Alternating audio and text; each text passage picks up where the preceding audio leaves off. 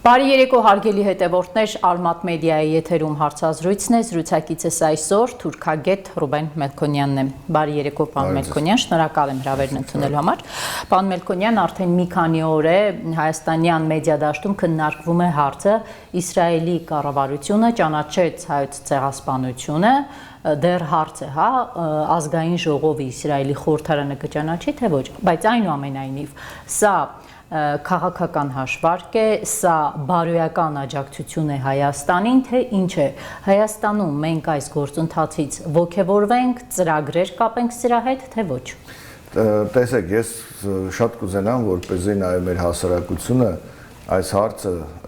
դիտարկի ու ընկալի մի քիչ ավելի լայն տեսական հարթության մեջ, որի պարագայում արդեն մեկնաբանությունները, եզրահանգումները շատ ավելի հասկանալի կլինեն։ Դրա համար երկու բան փորձենք առանձնացնել։ Առաջինը, որ հայոց ցեղասպանության միջազգային ճանաչման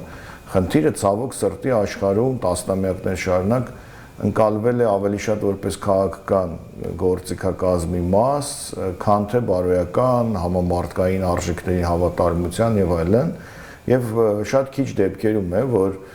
կարող ենք ֆիքսել, որ տվյալ երկրի կառավարությունը կամ ազգային ժողովը առաջնորդվել է շատ բացահայտ համամարտկային արժեքներին հավատարմության։ Միշտ ինչ որ քաղաքական բացահայտ, ոչ բացահայտ,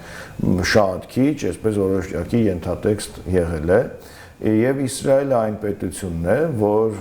տասնամյակներով կամ ուրեմն լուր է եղել հայոց ցեղասպանության միջազգային ճանաչման փաստի արդյունքը, կամ, որ ավելի կարևոր է ֆիքսենք, իսրայելական հրեական լոբին աշխատել է հայոց ցեղասպանության ճանաչման դեմ երբեմն, նույն ԱՄՆ-ի ուրեմն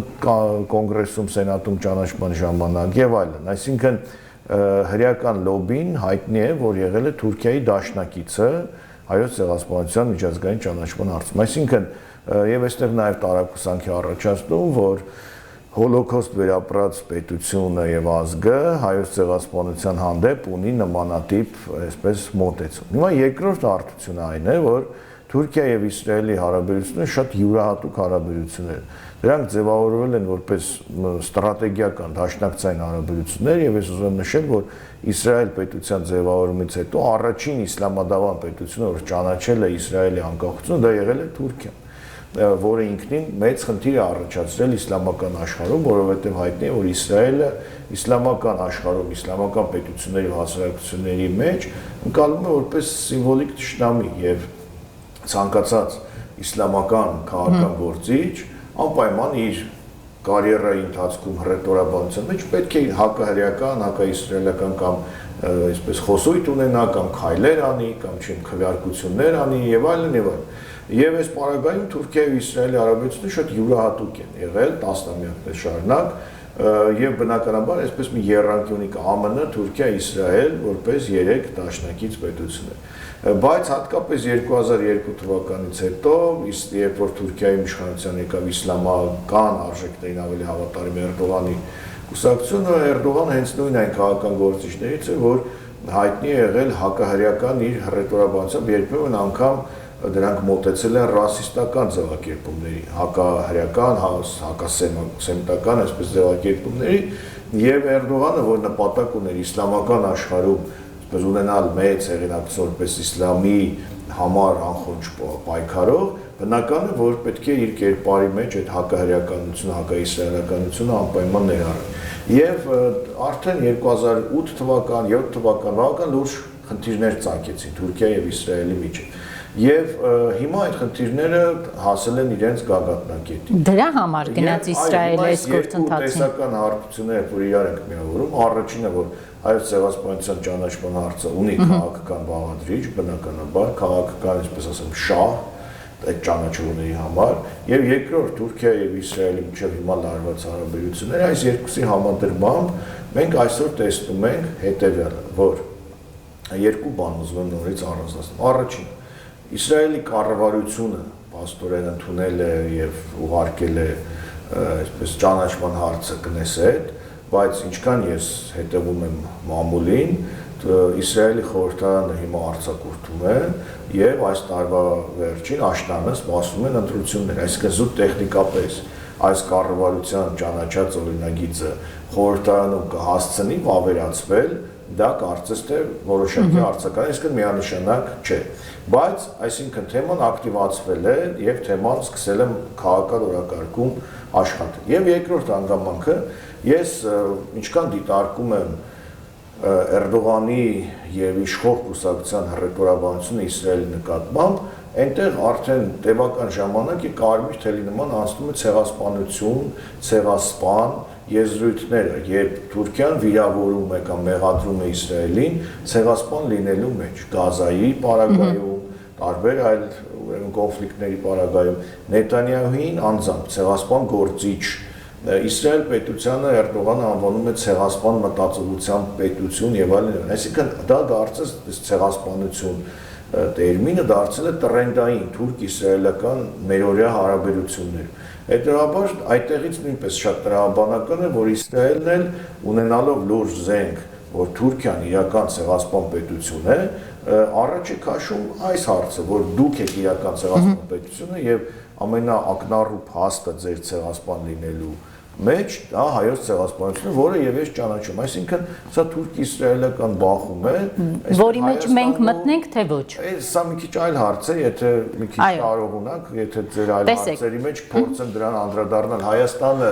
եւ հայությունը այստեղ ինչ ունի անելու, ինչ ունի ակնկալիք, ինչպիսի ակնկալիք կարող է ունենալ եւ ինչպիսի դիրքորոշում պետք է ունենալ։ Այս հարցերին կարող ենք անդրադառնալ։ Իսրայելի կառավարության կողմից ցեղասպանության ճանաչմանը դեմ արտահայտվեց Թուրքիան, դեմ արտահայտվեց Ադրբեջանը։ Նիկոլ Փաշինյանը ասաց, հայոց ցեղասպանության զենքայնացման գործընթացը չի բխում Հայաստանի շահերից։ Այսօր ազգային ժողովում Նիկոլ Փաշինյանի ասաց նույն նախադասությունը կրկնեց Հայաստանի փոխարտգործնախարար Սաֆարյանը։ Հիմա սա ինչի մասին է խոսում։ Հիմա փորձենք հերթով անդրադառնալ նախ կոմենտի կարգով Փաշինյանի հայտարարությունները, տերմինները, ձևակերպումները, զենքայնացում, այն որ ամբողջ իշխող ուժը եւ իշխանության մեջ գտնվող նաեւ դիվանագետները կրկնում են բառացի, դա նորություն չէ եւ մենք տեսնում ենք, որ անգամ այն այսպես ոչ շատ քաղաքակիրթ ձևակերպումները, որ հնչում են Փաշինյանի կողմից, դառնում են իր կուսակիցների նույնպես կիրառման տերմիններ։ Չնայած որ իրենք կարծես դրանով խախտում են իրենց կուսակցական կանոնադրությունը, որտեղ ասում են, որ այլևս վերջ հայոյանքներ եւ կոպիտ բառեր պետք է չասենք, բայց այս նախընտրական շրջանում փաստորեն իրենք խախտեցին իրենց իսկ ընդունած այդ կանոնադրական կամ էթիկայի, այո, էթիկայի կանոնադրությունը։ Հիմա տեսեք, եթե փորձենք հարցը դիտարկել հետեւյալ մի քանի հարցություն։ Առաջինը, Հայաստանը այս հարցին ինչպես պետք է անդրադառնա, այստեղ մենք երկու ձևակերպում կարող ենք այսպես փորձել գեներացնել։ Առաջինը, եթե Հայաստանում լիներ նորմալ իրական ինքնիշխան կառավարություն, ապա Հայաստանը կարող էր ոչ թե խուսափողական պատասխան տալ եւ ասել մենք չենք կոմենտ, ընդհանրապես չենք մեկնաբանում, չգիտեմ զենքայնացման եւ այլն դեմ ենք,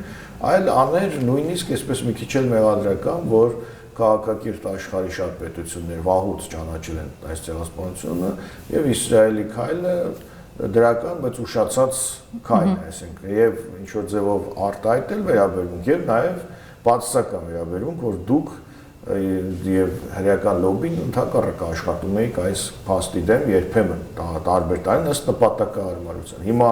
պետք է որ աշխատեք հանուն ճանաչման։ Նույն հրեական լոբին, ասենք ԱՄՆ-ի կողմից ճանաչման ժամանակ կոնգրեսում դրական դեր է խաղացել։ Այսինքն երևում է սա քաղաքական։ Այնինչ հայտարարում է Փաշինյանը եւ իր իշխանության ներկայացուցիչները, դա ոչ թե բխում է պրագմատիզմից, ցավոք սրտի, այլ դա բխում է Հայաստանի դատարկ դիվանագիտական գանձարանից, որ Հայաստանի այս քաղաքականության հետևանքով Հայաստանի դիվանագիտական, այսպես ասած, դիմադրողականությունը այնքան է ընկած, որ նույնիսկ չեն էլ կարողանում մեկնաբանել եւ հնարավորինս խուսափում են հայոց ցեղասպանության հետ կապված այս հարցի շուրջ հստակ դիրքորոշում հայտարարելուց եւ դատարկության մասին է դա խոսում, թե Թուրքիայի կողմից բացասական վերաբերմունքի չարժանանալու մասին։ Դրանք փոխկապակցված են, այսինքն դու այնքան թույլ ես եւ այնքան ես վախենում թուրքիական, ադրբեջանական արձագանքներից, որ դու խուսափում ես այնպիսի նուրբ զգայուն հարցերից, ինչպիսին է Հայոց ցեղասպանության խնդիրը, եւ դրա համար էլ նաեւ հայտարարում են, որ Հայոց ցեղասպանության միջազգային ճանաչումը այլևս Հայաստանի քաղաքական առաքին քաղաքական առաջնահերթություններից չէ։ Այսինքն Փաշինյանի հայտարարությունը դա ոչ թե պրագմատիզմի, այլ դա պարտվածության եւ Թուրքիայի արչեւ միակողմանի զիջման հետևանքով Հայաստանի դիվանագիտությունը անպաշտպան, անզեն իրավիճակում, այսպես դարձնելու փաստ հետևանք։ Մյուս հանգամանքը ես կարծում եմ, որ Հայաստանն ու հայ ժողովուրդը այս հարցի հանդեպ պետք է ունենա շատ այսպես չափավոր վերաբերմունք եւ ակնկալիք, որովհետեւ ինքը քանի որ քաղաքական process-ի մեջ է, հիմա կարող է Կնեսետը չընդունի, Կնեսետը գնա արձակուրդ, Կնեսետը լուծարվի, նոր Կնեսետը այս հարցը չընդգրկի եւ այլն, եւ մենք հերթական անգամ չունենանք ոգևորության եւ հիասթափության այսպես մեր ապրումները, դա պետք է լինի մոտեցումները շատ չափավոր եւ երրորդ դիտարկումը, գիտեք, քամին երբեմն օգնում է, որ հողմաղացները պտտվեն։ Քամին կարող է միտեղ անել հավերածություններ, մյուս տեղը պտտեցնել, օրինակ, չգիտեմ, հողմաղացներ եւ այլն։ Հիմա Հայոց ցեղասպանության մասին խոսում է աշխարհի կարևոր պետություններից մեկը՝ Իսրայելը։ Եվ նորմալ դիվանագիտություն քաղաքականություն ունենալու պարագայում սա կարելի է նաև օգտագործել բառը միգուցե այստեղ մի քիչ շատ տեղին չէ, բայց այնուամենայնիվ կիրառել մեր ազգային պետական նպատակների տիրույթում, որ Հայոց ցեղասպանության միջազգային ճանաչման եւ այդ ճանաչումից բխող տարատեսակ դրսևորումների, օրինակ կրթական համակարգում դրա ներառելու, դրա շղթումը անընդունելի համարելու եւ այս կոնտեքստում Իսրայելի այս քայլը, այս դիրքորոշումը օգտագործել ի օգուտ մեր շահերի, այսինքն ոչ թե մենք դառնանք Իսրայելի քաղաքականությանը նպաստող սուբյեկտ, այլ ընդհակառակը Իսրայելի արած քայլը փոխենք, վերածենք մեր համար նպաստավոր այսպես ինչ որ գործիքակազմի։ Իշխանությունը հակառակն է անում, ասում է, եթե դա անեմ, դա նշանակում է Հայաստանը հավերժ թաղել կոնֆլիկտային իրավիճակի մեջ։ Դե գիտեք ինչ, այս իշխանության ոճը մենք ֆիքսել ենք, որ անverջ զիջելու Թուրքիային, Ադրբեջանին, անverջ զիջելու վախկոտության, ջայլամային քաղաքականության միքս է։ Չեն հասկանում, այդ անverջ զիջելը որն է, իրենք հարցնում են, ինչ ենք զիջել։ Իրենք զիջել են շատ բան եւ իրենք ամենակարևորը զիջելու այսպես հոգեվիճակի մեջ են, իրենք արդեն միգուցե չեն զգում, որ զիջում են, որովհետև այդ հոգեվիճակը դարձել է իրենց քաղաքական կրեդո, իրենք շարունակ զիջում են, իրենք զիջել են այնքան, որ անձնագրերի կնիքի մեջ հանել են Արարատը, այդքան զիջել են իրենք զիջել են այնքան, որ մայիսի 28-ին վախենում են Արարատի սիմվոլիկան դնել, հատուկ դնում են Արագածի այսպես ինչ որ Մանրակերտը։ Իրենք ասում են դուք ժողովրդի հետ եղեք ազնիվ եւ անկեղծ, պարոն Մելքոնյան, Արարատը Հայաստանի Հանրապետության տարածքում չէ, հետեւաբար, եթե մենք անընդհատ այլ երկրի տարածքում գտնվող մեր պատմական հիշողության մասին ենք խոսում, աշխարհակաղակական նման վերադասավորումների պարագայում դա մեզ բերում է կոնֆլիկտի։ Ես ուզում եմ, ասում է, առանց կոնֆլիկտի կարողանամ պահել այս 29700-ը։ Շատ լավ։ Սահմանադրությունը որ երկրի տարածքում է գտնվում։ Հայաստանի։ Իսկ ինչ գործ ունի այլ երկրի պաշտոնյաները, Թուրքիայի, Ադրբեջանի, մեր սահմանադրության մասին դիտարկումներ, խորհուրդներ եւ հրահանգներ տալու։ Եթե Արարատ Սարի հանդեպ այդպեսին է մոտեցումը,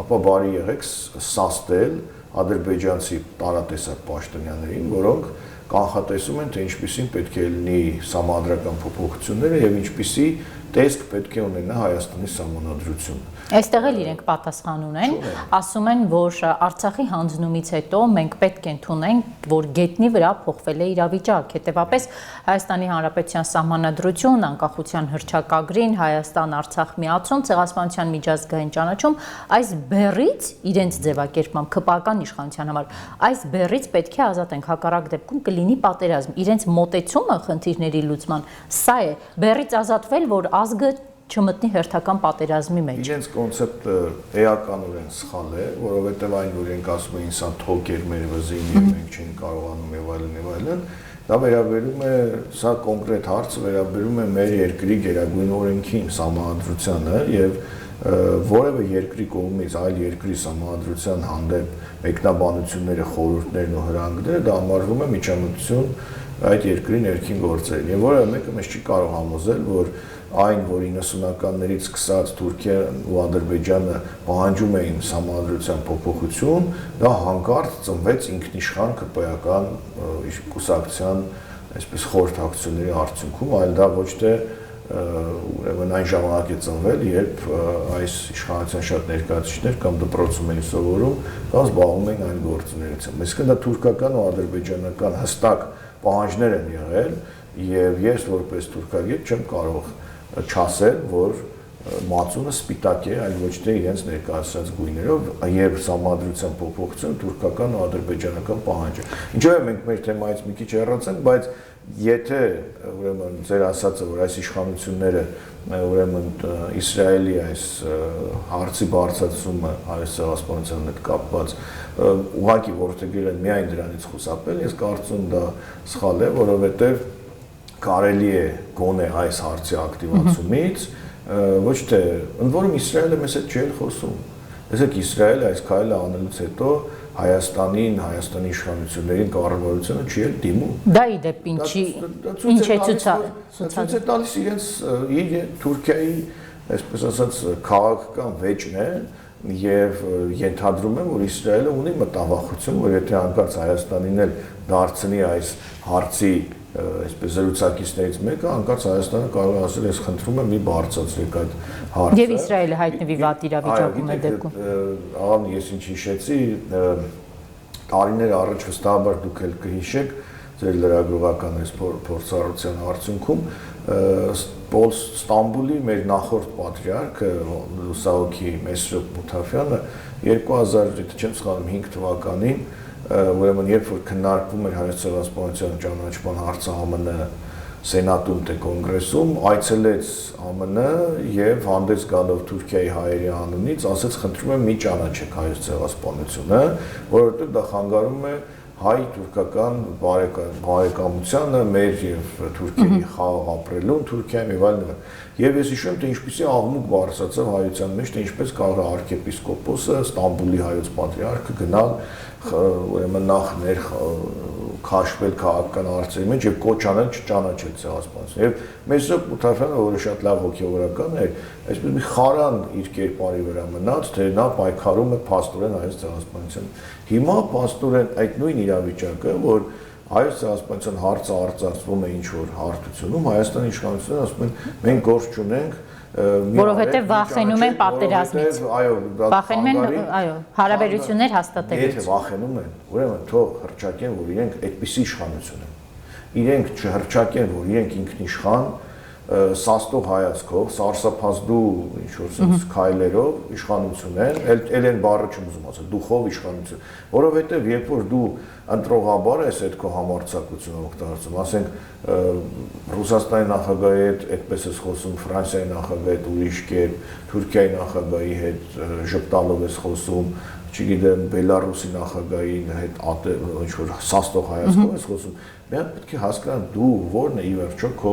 այսպես ասած քաղաքական առանցքը։ Եթե դու իրոք այդպեսին ես, շատ լավ, հայտարարում ես այդպեսին, բոլորի հետ այդպես եղի։ Ինչու ես Ալիևի հետ խոսում այլ կերպ, Էրդողանի հետ այլ կերպ։ Ասում է, որովհետև Ալիևից է կախված խաղաղության պայմանագիր ստորագրել չստորագրելու հարցը։ Հիմա գալով դրան։ Հակահայից, որը ատում է հայությունը, կախված է մեր բարօրությունը, որտեղ որևէ բան այլևս քննարկելու չի։ Պարոն Մելքոնյան, տեսեք, վերջերս ի դեպ Հայաստանում խորհրդարանական ընտրություններից հետո ադրբեջանական կողմը բարձրաձայնեց հետևյալը, որ խաղաղության պայմանագրի ստորագրում տեղի կունենա այն ժամանակ, եթե Հայաստանը արևմտյան Ադրբեջան այդ ֆեյք համայնքի անդամներին բերի եւ բնակեցնի Հայաստանում, ոչ միայն բնակեցնի, այլ նաեւ ապահովի նրանց անվտանգությունը, կարող ենք ասել սահմանադրության փոփոխությունից հետո սա հաջորդ պահանջն է Ադրբեջանի կողմից դրված Փաշինյանի վրա եւ հնարավոր է մենք մեր երկրում,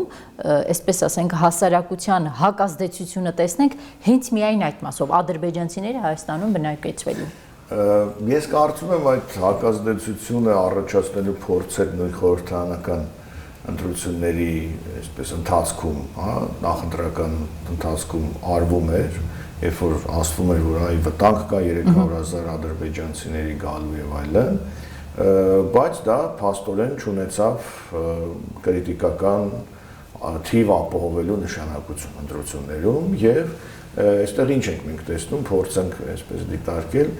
նայեք, ես մասնագետի հայացքով որ նայում եմ այս հարցին, հա, այդ ձեր ասած այսպես կոչված արևմտյան Ադրբեջան, ադրբեջանցիների վերադարձ եւ այլն, փաստը հետեւյալն է։ Եվ մասնագետները դա ներկայացնում են, որ դա իրոք այդպիսի ծրագիր կա Ադրբեջանում պետականորեն գործում է այսպես կոչված արևմտյան Ադրբեջանի ծրագիր։ Այդ մասին մասնագետներս ասում ենք, մեր լսարանը պետք է լինի երեքը՝ իշխանությունը, ընդդիմությունը, հասարակությունը։ Մասնագետները խոսել են։ Հիմա հասարակությունը այդ մի մասը, մեծ մասը, չգիտեմ, այդ հարցի նկատմամբ անտարբեր են, այսինքն չեն հավատացել ոչ ընդդիմությանը, ոչ էլ մասնագետներին։ Ընդդիմությունը այս մասնագիտական թեզերը մեկնաբանել է երևի քաղաքական իրենց տերմինոլոգիայով, փորձել է կիրառել, բայց այնպես չի, որ մասնագետների ասածը ընդդիմության ինտերպրետացիաները լիովին բավարարել են մասնագետներին, որտեղ ավելի ճիշտ շեշտադրումներով էր կարելի դա ասել։ Եվ ինչ վերաբերում իշխանությունը ընդհանրապես ականջալուր չի, ասում է դա սուտ է, այդպիսի բան չկա։ Ասում է հայելային է, քանի Հայաստանի ազգային ժողովում Արցախի դրոշ է դրված, նրանք կխոսեն արևմտյան Ադրբեջանի մասին։ Դրանք իրար հետ համադրելի երևույթներ չեն, ինչպես նաև համադրելի չեն Արցախում ապրած հայերի եւ ասենք, չգիտեմ, Մասիսում ապրած ադրբեջանցիների համեմատելը, որովհետև Մասիսում, Նոյեմբերյանում, չգիտեմ, այլ վայրերում ապրած ադրբեջանցիների հանգամանքը պետք է համեմատել Սումգայիթում, Բաքվում, Գանձակում, այլ վայրերում ապրած հայերի հետ, ընդ որում սովետական միության վերջում, երբ որ մի մասը փոխանակել են տները, մի մասը փախել են, մի խոսքով դա այդ խնդիրն է, դրա զրուցակիցը Արցախի հայության խնդիրը չէ։ Հետևաբար այստեղ ակնհայտ խեղաթյուրում է եւ ինչ է ասում իշխանությունը, ասում է այդպիսի ծրագիր չկա։ Հիմա ես ասում եմ, արևմտյան Ադրբեջանի այսպես կոչված ծրագիր Ադրբեջանում կա, դա խորքային պետական ֆինանսավորվող ծրագիր է, որը գտնվում է ուղիղ նախագահ Իլհամ Ալիևի վերահսկողության ներքո, ֆինանսավորումը նաև նախագահի աշխատակազմից է, Իլհամ Ալիևը անձամբ է այդ միջոցառումներին երբեմն ներկա գտնվում եւ այդ ծրագիրը չունի միայն մի կետ ադրբեջանցիների այսպես կոչված վերադարձ Այլ ինչ կետեր ունի։ Բազմաթիվ կետեր կան, որոնք մասնագետները մենք ընտրություններից առաջ նախընտրական փուլում 4 արևելագետներով այդ մասին համաժողով արեցինք, ներկայացրեցինք ըստ կետերի, բայց երևի դիմադրիները շատ զբաղված լինելով հարկ չհամարեցին ներկա գտնվել եւ լսել, մտածելով, որ իրենք եւ թուրքագետ են, եւ ամենագետ են, եւ իրենք փորձեցին իրենց թեզերը առաջ տանել։ Դրա տարբեր կետեր կան։ Տեղանունների փոփոխությունից սկսած, տեսեք, իրենք Սևան չեն ասում, Վարդենիչ չեն ասում, ադրբեջանցիները այսպես կոչված վերադարձով հոգևոր չի մսկիթների վերականգնումով եւ բազմաթիվ այլ շերտերով, այսինքն դա ճիշտն ասած ավելի վախենալու է, քան մեզ թվում է։ Դա ավելի լուրջ է, քան մենք պատկերացնում ենք։ Մենք ասելով իրականացումից հետո Հայաստանից ինչ է մնում։ Ոչինչ։ Հայաստանից ոչինչ չի մնում, ինչու, որովհետեւ դա լոկ ծրագիր չէ։ Գիտեք ինչ, նայեք, եթե մարդիկ ուզում են գնան ինչ-որ մի երկրում ապրել, դա ուրիշ բան է, բայց եթե ուզում են գնան այդ երկիրը ոչնչացնելով ապրել, հա, այսինքն այդ երկրի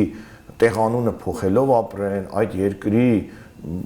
տարբեր այսպես դրույթները, օրենքները, չգիտեմ, սահմանային բաժանումները եւ այլն փոխելով ապրեն, դա լիովին այլ բան է, այսինքն հիմա գիտենք, մենք մեծ փյուրք ունեցող ազգ ենք, ապրում են չեմ եւ Լոս Անջելեսում եւ չգիտեմ Ռուսաստանում եւ Ֆրանսիայում եւ այլն, բայց դա չի նշանակում, որ մենք ուզում ենք Ֆրանսիան դարձնել հարավային Հայաստան, Ռուսաստանը դարձնել հյուսիսային Հայաստան, չգիտեմ Ամերիկան դարձնել հարավ-արևմտյան Հայաստան։ Այդպիսի բան չկա։ Պարոն Մելքոնյան, ինչով է պայմանավորված Հայաստանի իշխանության այս անհոգ վերաբերմունքը այդ ձեր ասած այդքան վտանգավոր խնդրին։ Տեսեք, այսինքն ինքը իշխանությունը, որը գալու է բախվի, չէ՞ դրան։ Իհարկե, նայեք, դա ինչու է այսքան անհոգ։ Ես երկու բան եմ փորձում այստեղ, պատճառ եմ փորձում տեսնել, նախ խորը ինքնախապեյություն, որը նաև երևի պայմանավորված է հոգեբանական ինչ-որ դրույթներ, որ իրենք չեն ուզում բախվել բարդ խնդրի հետ։ Իրենք ուզում են միայն դրական, այսինքն օրինակ, վերանորոգել դպրոց, անել դպրոցի բացումը, ասֆալտել ճանապարհ, որը տեսանելի է բոլորին։ Այդ ճանապարհով անցնում է եւ ակադեմիկոսը, եւ 4-րդ դասարանի կրթության մարդը, եւ հարուստը, եւ աղքատը, եւ ասում եմ, տեսնում եք, բոլորին այդ ասֆալտը տեսանելի է։ Իրենք ուզում են դες դրական բաներ անել, կամուրջները վերանորոգել եւ այլն եւ այլն։ Հա դրանք լավ բաներ են, բայց եթե դու քո պետության հիմքը, որի վրա քո պետությունը կառուցված է, անվտանգային հիմքը չես ապահովում, այդ անվտանգային հիմքը անընդհատ սղոցում են, էրոզիա է ենթարկվում այդ քո հիմքը, ինչի վրա քո պետությունն է, հիմա դու ինչքան ուզում ես դպրոց սարքի, չգիտեմ, կամուրջներ սարքել, դրանք միևնույնն է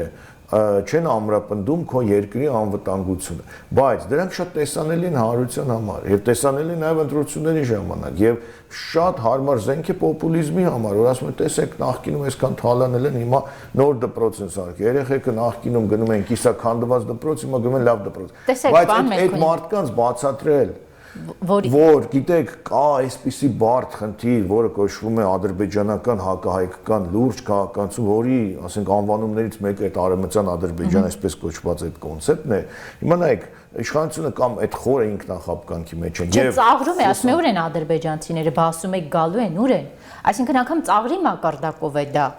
Վտանգը չզգալու խնդիր է։ Դրա համար եմ ասում, իրենք գտնվում են շատ խորը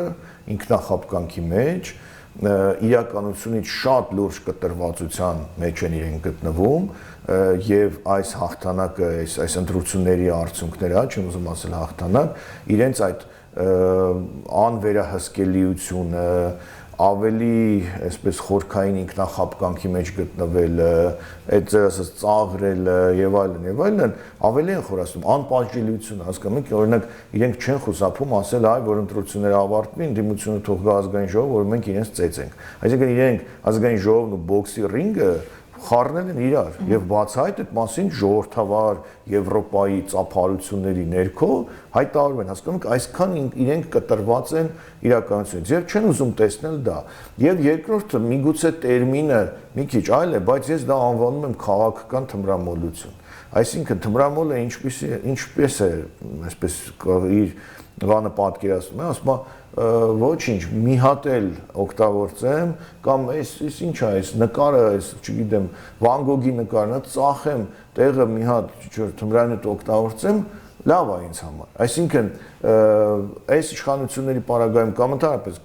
իշխանությունները, որոնք քաղաքական թմրամոլության մեջ են, որն է, ասում է, ոչինչ, մի քիչ էլ իշխենք, մի հատ էլ հաղթենք, մի փուլ էլ ազգային ժողով մեծամասնություն լինենք, ոչինչ, որ դրա արդյունքում մենք Վան Գոգի նկար ենք կորցնում կամ քաղաքական իմաստով չեմ Հայաստանի անվտանգության եւս մի բարձիկն են կորցնում եւ այլն։ Ես սա դրան եմ ասում, որովհետեւ գիտեք, չգիտեմ ինչքան կձգեն, տեսնում ենք ինչքան ձգում են, բայց նաեւ այդ ձգելու այլ հանգամանքներ էլ կան։ Ձգելու գինը մենք արդեն տեսնում ենք, այսինքն Հայաստանը դարձել է մի երկիր, որը չի կարողանում հայոց ցեղասպանության մասին բան արտահայտել, խոսք ասել։ Այսինքն արտգործ նախարարության համար ամենաբարդ իրավիճակը ստեղծվում է այն ժամանակ, որ ոչ թե Իլհամ Ալիևը ինչ որ հերթական հայտարարություն է անում, որ Երևանը Ադրբեջանը, այլ երբ որ ինչ որ միտեղ խոսվում է հայոց ցեղասպանության մասին։ Հայաստանի արտգործ նախարարությունում երևի հայտարարվում է տրիվոգա, թե մենք ինչպես պետքա արձագանքենք այս հարցին։ Այսինքն Հայաստանը դարձել է այդպիսի երկիր, բայց երկու անհամադրելի երևույթներ համադրում են իրար, այսինքն մի կողմից կամուրջի շինարարություն, ասֆալտապատ ճանապարհ, մյուս կողմից սա։ Եվ ասում են, Ժողովուրդ ջան, ձեզ պետք է մի մտածեք այդ մասին, Արևմտյան Ադրբեջան չկա, մոռացեք, սուտ են ասում եւ այլն, վայելեք, ձեզ համար վայելեք, ապրեք, խաղաղ եւ այլն։ Դրանք շատ մարդկային են, շատ հասկանալի են, հասկանում եք, լայն հանրության։ Հիմա նայեք, այդ հանրությունը, որը չի լսում ոչ մասնագետներին, ոչ ընդդիմությանը, միգուցե ինքը չի պատկերացնում, որ ադրբեջանցին կգա կապրի իր հարևանությամբ։ Նայեք, ես մտածում եմ, որ մի մասը միգուցե չի պատկերացնում, բայց մի մասը պատկերացնելով չի ուզում հավատալ։ Դա էլ է շատ մարդկային եւ շատ մենք զուգահեռներ ունենք 1915-ին էլ հանրության մի մասը չէր հավատում, որ պետք է լինի ցեղասպանություն։ Եվ նրանք, ով ասում էին այ վատ է լինելուց բան, ասում էին չենք ուզում քո հետ շփվենք, դու բացասական կանխատեսումներ ես անում, ընդհակառակը մենք շատ ավելի լավ։ Հասկանաք, մարդիկ շատ բնական խուսափում են վատ երևույթներից։ Դա շատ մարդկային է։ Մենք ավելի շատ ուզում ենք գնալ հարսանիքների, քան հուղարկավորությունների։ Շատ բնական է այդ ամեն ինչը։ Հիմա դրա համար ես կարծում եմ, որ այս իշխանությունները ես որպես մասնագետ եմ ասում, որովհետև ես խոսում եմ այն բանի մասին, ինչը ես գիտեմ։ Հիմա իրենք եթե ասում են չկա Արևմտյան Ադրբեջանի գաղափարը, չկա Հայաստանը ոչնչացնելու, հա, տենց բառից բուն իմաստով միգուցե չէ, ուղղակի որպես քաղաքական գործոն ադրբեջանական ծրագիր չկա, իրենք դա սուտ են ասում։ Եթե իրենք ասում են, որ Իլհամ Ալիևը, չգիտեմ, հակահայ ատելությամբ, այսպես ներծծված գործիչ չէ, սուտ են ասում։ Եվ Էրդողանի ներկայացում են խաղաղության ջատագով, էլի սուտ են ասում։ Երբ որ այս ամեն ինչը իրենք չեն տեսնում, հա, ինչպես կարող է չտեսնել, որ չգիտեմ, Նախիջևանում անում են Արևմտյան Ադրբեջանի չեմ չէ, ֆեստիվալ են անում, երրորդ համաժողովն է, թվով երրորդ համաժողովը։ Ինչպես չեք տեսնում, որ ասենք Ադրբեջանի նախկին արտգործնախարարը ասում է մենք պետք է հասանելիություն ունենանք Գյոյչա լճին, Սևանին, որպես քաղցրահամ ջրի մեծ ամբար հարավային Կովկասում։ Ինչպես չեք տեսնում, ինչպես չեք արձագանքում այդ ամեն ինչին, դրա միակ, այսպես ասած, պատասխանը այն է, որ իրենք տեսնում են, միգուցե գիտակցում են, բայց ինքնախապկանքի դոզան այնքան շատ է, որ իրենք կտրվում են իրականությունից եւ չեն էլ դա ներկայացնում հանրությանը։ Ինչը երիցը սխալ է, որտեղ իրենք հանրությանը փաստացիորեն խոստացել են խաղաղություն։ Տեսեք, խոստացել են իրենք խաղաղություն, խոստացել են կնքել խաղաղության պայմանագիր եւ ընտրություններից անմիջապես հետո Ադրբեջանը ակտիվացնում է Արևմտյան Ադրբեջանի թեզը եւ դա բերում է, կապում է խաղաղության պայմանագրի հետ։ Հիմա կկնքվի այդ պայմանագիրը այս դեպքում թե ոչ։ Բայց նայեք, Ադրբեջանը կարծես այդ իմաստով շատ այսպես ուղիղ է ասում։ Ինքը ինչ է ասում, երբ կկնքվի խաղաղության պայմանագիրը, երբ որ փոխվի սահմանադրությունը։ Հիմա այս իշխանությունները ինչ են ասում են վստահաբար կամ կասեն, որ այ եթե ուզում եք խաղաղություն, ուրեմն սահմանադրություն հարակվեին եկեք կողմ քվեարկեք եւ այն մեթոդներով ինչ որ արվեց այս խորհրդանական ընտրությունների ժամանակ, այն քարոզով, այդ նույն քարոզը կարվի սահմանադրական փոփոխությունների հարակվեի ժամանակ, ասեն ժողովուրդ ջան, եթե չեք ուզում որ լինի պատերազմ, որ սենց դենց եւ այլն կողմ քվեարկեք այս սահմանադրությանը, հիմա ոչինչ այդ Արևմտյան Հայաստան, Արցախ բան այդ տերմինները, բաները հանում ենք, ինչ ա եղել։ Նոր սահմանադրություն, ապահով Հայաստան, լավ կամուրջներ, լավ ասֆալտ։ Այս կոնցեպտը խորհրդարանական ընտրություններում հաղթեց։ Այս կոնցեպտը սահմանադրական հարակվեի ժամանակ էլ է հաղթելու, բայց ադրբեջանցիների բնակեցման կոնցեպտը չի կարող հաղթել, որովհետև հայ ժողովուրդը գուցե դուք կարծում եք, որ մեր երկրում կան հայեր, որոնք ուզում են ապրել ադրբեջանցիների հետ։ Ես կարծում եմ, որ քարոզը այնպես է գնում, որ այդպես բացասական գույներով չի ներկայացում։ Դուք ինքներդ տեսնում եք լրագրողական հարցումներ, երբ մարդիկ սովորական քաղաքացիներ ասում են, հա ինչ ա եղել, այն ժամանակ էլ ենք իրար կողք ապրել, խավոր սանիկել ենք եղել, առևտուրել ենք արել իրար հետ, ինչ ա եղել։ Հասկանում եք, երբ որ դու ասում ես, վայ, բա չէ, ադրբեջանցին, որ գա, խնդիրներ կլինի, նա քեզ ատում ա եղել, նա չի հիշում դա, նա ուզում է հիշել, թե ինչպես է արել ադրբեջանցի հետ առևտուր։ Տեսեք իշխանական քարոզչամեքենան, իշխանական լրատվամիջոցները ինչպես են այդ ամենը քարոզում, ադրբեջանցու եւ հայի այսպես խաղաղ գոյակցման այդ ինչ ասեմ, իդիլիան ասեմ, թե չգիտեմ ինչ ասեմ։ Բայց դա տեսեք, 2 միլիոն 400 հազար ընտրող կար 2026-ի ընտրություններին, մասնակցեց 1.5 միլիոն, այսինքն ուղիղ 1 միլիոն մարդ չգնաց ընտրության։ Դրանից ըստ կենտրոնական ընտրական հանձնաժողովի Նիկոլ Փաշինյանի կողմից ԿՀ գործուղված Վահագն Հովակիմյանի 700,000-ը հատձայն տվեց ՔՊ-ին։ Սա չի խոսում այն մասին, որ եւ խաղաղության այդ պայմանագիրն է, այն չգնացած հատվածը համարում ֆեյք, եւ Արևմտյան Ադրբեջան խոսույթից է վախենում այն չգնացած հատվածը։ Մարդիկ չգնացին, չէ՞։ Բայց նայեք, դիմանդրությունների ժամանակ երբ է լինում, որ 100%-ն էլ մասնակցում են։ Իշխանությունները ձևավորում են մասնակցածների ինչ-որ տոկոսի, հա, արդյունքում։ Հիմա այդպես որ լինի, այդ 1 միլիոնի պարագայում, այսպես ասեմ, միգուցե նրանք անտարբեր են, միգուցե նրանք ձեր ասած այդ չեն ընդունում, հա, Փաշինյանի այս քայլերը, եթե չեն ընդունում, ուրեմն այդքան քարոզ էր արվում գնացեք ընտրատեղամաս, ընդ որում քարոզ էր արվում նաև չեզոք մարդկանց կողմից, չեմ արվեստագետների կողմից, տարբեր ես տեսել եմ դերասաններ, բաներ, ոչ այնամ գնացեք, քվեարկեք, չեն ասում քվեարկեք այս կամ այն ուժին, գնացեք որևէ մի ուժի քվեարկեք, հա, եթե իրենք այդքան մտածում են եւ չեն ընդունում Փաշինյանի այդ ներկայացրածը, ուրեմն ունեին հնարավորություն քայլ անել։ Այստեղ ես դες մի բան ասեմ, փաստորեն Փաշինյանական իշխանությունից ընտրությունների ժամանակ էլ չէր թաքցնում, այնպես չէր որ ասում էր գնալու ենք Շուշին ազատագրենք, հա, բաց այդ ասում էին այն տեքստերը, որոնք արել են եւ շարունակում են անել, հա, այդ մեզ համար շատ հաճախ անընդունելի այդ շեշտադրումներով, հա, բայց փաստորեն այդ 700,000 կամ 720,000 մարդու համար դրանք նշանակություն չեն ունեցել, սա է խնդիրը։ Սա է խնդիրը, որ այսինքն մեր խնդիրը ոչ թե ընտրության չգնացած մարդն է, այլ այն 720,000-ը, որը գնաց ձայն տվեց այն ուժին, որն ասում էր գալու եմ եւ ամենայն հայ-կաթողիկոսին ուղարկեմ հանգստի։ Իհարկե, այդ դա է խնդիրը, եւ հիմա այստեղ ինչու եմ ասում, որ այն ուժերը, որոնք ներկայանում են քաղաքական դաշտում որպես ընդդիմություն, փաստորեն իրենց խոսույթը այդ 700,000-ին չի հասել այնքան, որ իրենց հետ պահի այդ քայլից։ Այլի եմ ասում էին Արևմտյան Ադրբեջան, 300,000 ադրբեջանցիներ վերադարձ, բայց փաստորեն այդ ասած այդ 700,000-ին հետ չի պահել։ Այդ 700,000-ից 200,000-ին էլ որ հետ պահեր, միգուցե այսպես չլիներ։ Հիմա մենք առերեսվում ենք այս դաժան իրողություններ եւ դրա համար մենք հաղորդումից առաջ խոսում ենք թե երբեմն փորձագետները վերջին շրջանում շատ խուսափում են հարցազրույցներ տալ։ Տեսնում եք որտեվ կա այլևս ինչ որ մեծ դեպրեսիայի ինչ որ մի հետաքրքիր է որ այդ դեպրեսիան երբեք Փաշինյանին չի պատում, ինքը երբեք չի խուսափում անընդհատ խոսել։ Այո, բայց տեսեք որ երբ որ փորձագետները, մասնագետները իրենց ասացի հասցեատերներին չեն գտնում, երբ որ ասում են որ գիտեք ինչ, սա այսպես է, հարությունը մի մասը իրենց չի լսում, հիմա բնական է որ այդ փորձագետները, մասնագետները, գիտնականները իրավունք ունեն չխոսեն, քիչ խոսեն, անօգուտ համարեն լայն հարության հետ դա խոսել, որովհետև փաստորեն դա չի ազդում։ Եթե ընդդիմությունն էլ նրանց չի լսում, հիմա նրանք իրավունք ունեն չխոսել։ Իսկ գուցե հակառակ կողմից հարցին նայեք, ազդել է դրա համար վարչական ռեսուրսի կիրառում, ընտրություններից առաջ թոշակների բարձրացում,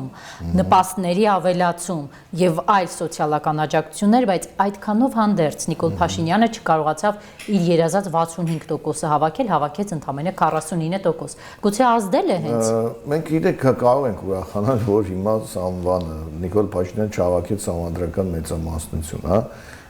բայց արդյոք դա էր մեր այսպես պլան մաքսիմումը որպես Հայաստանի համար մտահոգ քաղաքացիներ։ Իհարկե ոչ, մեր խնդիրը այն էր, որ այս մտածողությամբ քաղաքական ուժը չունենա այնքան ներկայացվածություն, որ կարողանա այս քաղաքականությունը առաջ տանել։ Հիմա ինքը ասում է, ես ասել եմ, որ գնալու եմ վեհապարին հանեմ վեհարանից։ Ինձ այսքան մարդ ձայն է տվել։ Հիմա այդ 700,000-ից դժվար է ասել, որ իրոք բոլորը համաձայն են վեհապարին դեմ ես քայլերին, հա, բայց ինքը ունի, չէ, արդեն հիմնավորում, ասի 700,000-ի անունից եկել եմ վեհապարին հանեմ։ Եվ այդ 700,000-ի անունից դուք պատկերացնում եք ինչեր է ասելու ամեն անգամ բարդ իրավիճակներում կամ ուղղակի այդ լրագրողական ասուլիսների ժամանակ։ 1,5 միլիոնն է, թե 1,5 որ ունի հակառակ կարծիքը կամ գուցե անտարբեր է, ինչպես կկանգնի եկեղեցու կողքին։ Եվ մի այսպես ասած մոդայիկ դարձած հարցեր տամ եւ ավարտենք խորհրդարան անցած ընդդիմադիր ուժերը մանդատները պետք է վերցնեն թե ոչ։ Ես ճիշտ ասած չգիտեմ դրա համար ես իրավասություն ունեմ ասելու թե չէ իմ կարծիքը, որովհետեւ իրենք են ստանձնել պատասխանատվությունը, իրենք էլ պետք է կրեն դրա քաղցր ու դառը պտուղները ստանձնելու եւ չստանձնելու։ Ուղղակի այսպես կարճ դիտարկում Ենթադրում եմ, որ եթե ստանձնեն, իրենք պետք է վստահ լինեն, որ իրենց ստանձնելուց հետո Նիկոլ Փաշինյանը տարբեր մեթոդներով խորհրդարանում չի ունենա համադրական մեծամասնություն։ Արդեն մնացած իրենք թողորոշ։ Շնորհակալ եմ։ Ես եմ շնորհակալ։ Հարգելի հետևորդներ, հիշեցնեմ Մարմատ մեդիայի եթերում զրուցակիցս Ռուբեն Մելքոնյանն էր, կհանդիպենք վաղը։